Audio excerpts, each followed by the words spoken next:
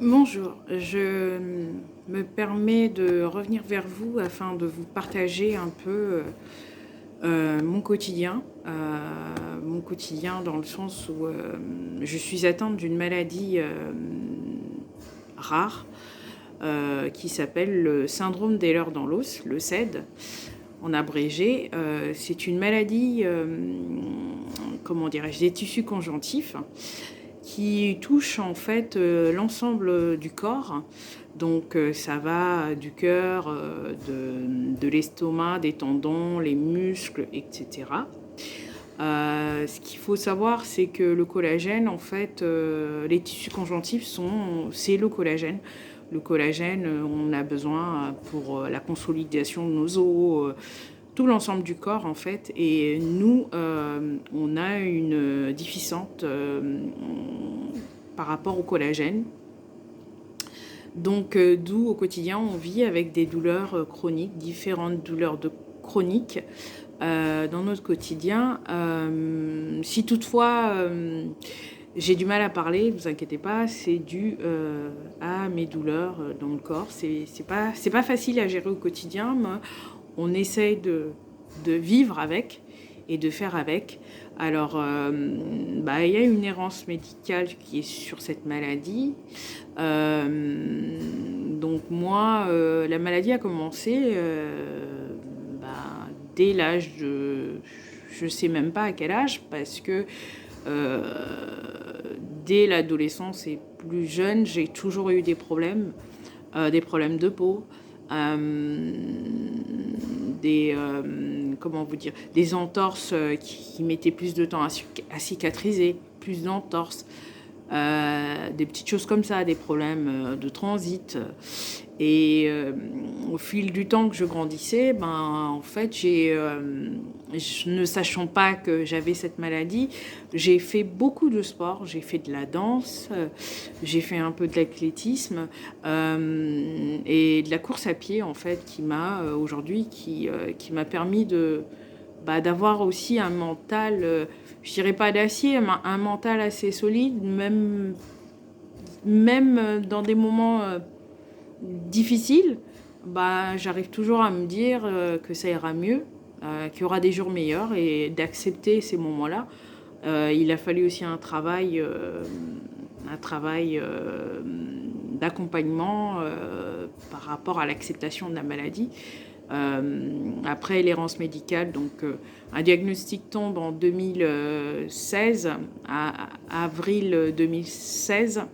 Donc on est content, on est soulagé, puisque la plupart du temps, les médecins nous prennent pour des personnes hyper stressées, hyper tendues.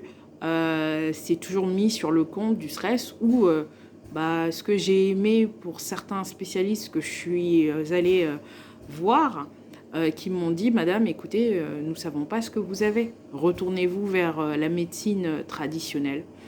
Donc, chose que j'ai essayé de faire, mais les douleurs persistaient au quotidien et qui m'handicapaient beaucoup, en fait. Ce qu'il faut savoir dans cette maladie, c'est que on a, c'est un handicap invisible. On a beaucoup de douleurs. Beaucoup de douleurs dans le sens, aujourd'hui ça peut être des douleurs musculaires, hein. Souvent j'appelle ça des douleurs myalgie comme ils disent, dans l'ensemble du corps. Demain ou dans une heure, ça peut être j'ai des douleurs de fond dans la cuisse qui me prennent au milieu de la cuisse, qui me descendent jusqu'au talon d'Achille, et quand je marche c'est compliqué. Donc ça va de ça va à des douleurs de type poignard, des douleurs comme des coups de poignard. Ça va à des insomnies, parce qu'il faut trouver des positions comment dormir.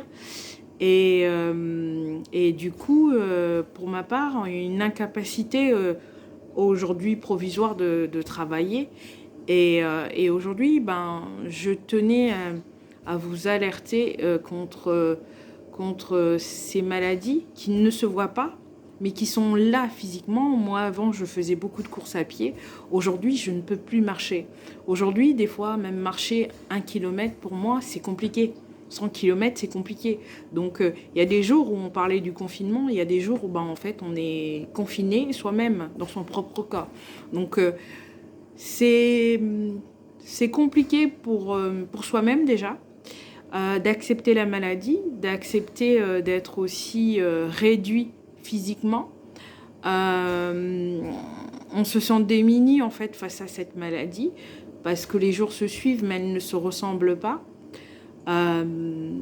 Il faut continuer à avancer.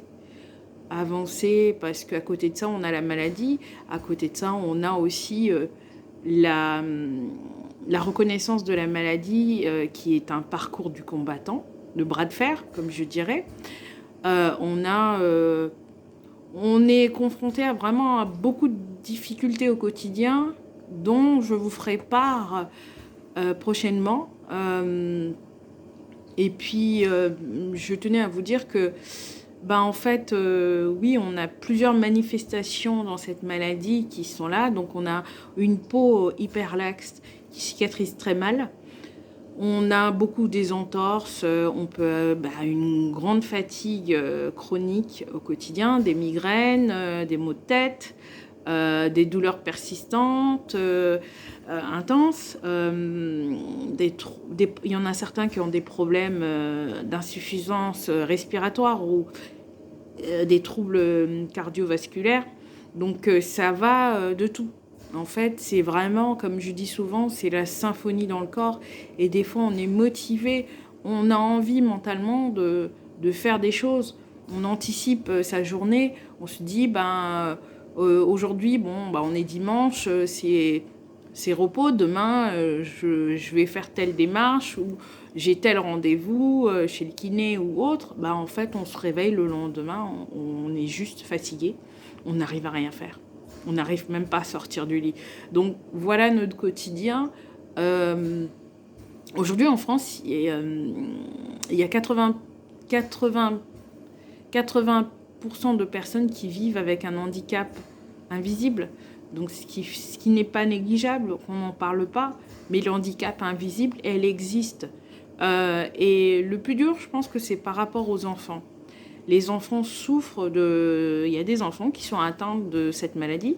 Ce qu'il faut savoir, c'est une maladie héréditaire. Donc, voilà, le plus souvent, c'est les femmes qui héritent de ça. Donc, on ne sait pas comment l'expliquer aujourd'hui parce qu'on n'est pas assez nombreux pour intéresser les laboratoires. Il faut savoir qu'il y a une naissance sur 5000 en France où les enfants ont cette maladie. Donc, voilà, donc je tenais à sensibiliser, à vous faire part de mon quotidien. Donc, aujourd'hui, c'est une journée off pour moi.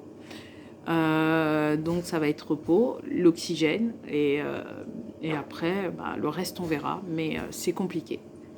Sur ce, je vous souhaite un bon dimanche. Et je reviendrai par la suite pour vous parler aussi des démarches administratives, la prise en charge, la reconnaissance, le bras de fer, comme je dis, le bras de fer contre les administrations et puis sur l'aspect aussi qu'on en parle très peu, mais une fois qu'on a le diagnostic, une fois que tout ça est posé, quand on est en incapacité de pouvoir travailler, les enjeux financiers. Voilà, sur ce, bon dimanche à vous et je vous dis à bientôt.